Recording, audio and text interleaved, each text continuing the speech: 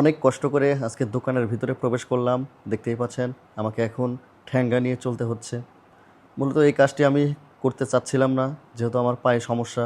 আর এই পা নিয়ে আমি আসলে বসে থাকতে পারবো না, পায়ে প্রচুর পরিমাণ পেন। এত ব্যথা আর এত সমস্যা নিয়ে আসলে কোনো কাজ করা যায় না, বিশেষ করে সার্ভিসিংয়ের কাজ করা। এই ফোনটিতে মূলত সমস্যা হচ্ছে চার্জিং পোর্টটা ভেঙে গেছে। এই ফোনটি নিয়ে আসছে আমার ছোটোবেলার বন্ধুর ওয়াইফ। আসলে আমার বন্ধু হয়তো বা পুরোপুরিভাবে জানে না যে আমি অসুস্থ, এই জন্য ভাবিকে পাঠিয়ে দিয়েছে। আর ও হচ্ছে ঢাকাতে চাকরি করে। তো এখন আসলে হঠাৎ করে যেহেতু চলে আসছে, আমি আর নাও করতে পারতেছি না, আবার মানে হ্যাঁও করতে পারতেছি না। যদি না করি তাহলে জিনিসটা আমার কাছে লজ্জাজনক লাগতেছে, কারণ বন্ধু থাকে দূরে। এখন ভাবি আসছে এত কষ্ট করে, আমি যদি না করে দিই তাহলে কোথায় যাবে, কিভাবে কাজ করাবে। যেহেতু আমার হাত ভালো আছে, চোখ ভালো আছে, তো এই জন্য আমি আসলে দোকানে ঢুকে কাজটি করার জন্য একটু কষ্ট হলেও আমি আমার ওয়াইফকে বললাম একটু দোকানটা সুন্দর করে খুলে দাও, যাতে আমার কোনো কষ্ট না করতে হয়, জাস্ট শুধু আমি যেন বসে কাজটা করে দিতে পারি। তো এই জন্য আসলে দোকানে ঢোকা। আর ছোটোবেলার বন্ধু, আসলে বিষয়টা তো বুঝতেই পারতেছেন।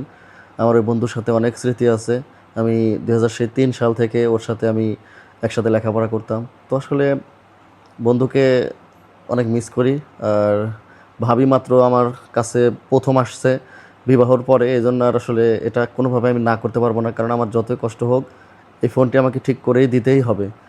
তো যাই হোক, এই ফোনটিতে আসলে ঠিক করা বা দেখানো এটা তেমন কোনো বিষয় না। মূলত বিষয়টা হচ্ছে আপনাদের সাথে একটু কথা বলি। আমি আসলে মার্চ ফর গাজার যে আমাদের যে হলো সংগ্রাম হলো, তো সেখানে আসলে আমি গিয়েছিলাম। তো আনফর্চুনেটলি ওখানে আমি আসলে পড়ে যাই, পড়ে গিয়ে আসলে আমার ডান পাটা ভেঙে যায়। তো আসলে আমি এই জন্য অন্তত 15 দিন কোনো কাজ সঠিকভাবে করতে পারবো না। তারপরে আমি 7 দিন পর ইনশাআল্লাহ, আল্লাহ যদি আমাকে কিছুটা সুস্থ করে, তাহলে আমি একটু দোকানে বসে সময় কাটানোর চেষ্টা করব। কারণ একটানা এই যে বিছানায় শুয়ে আছি, এটা আমার কাছে মোটেও ভালো লাগতেছে না।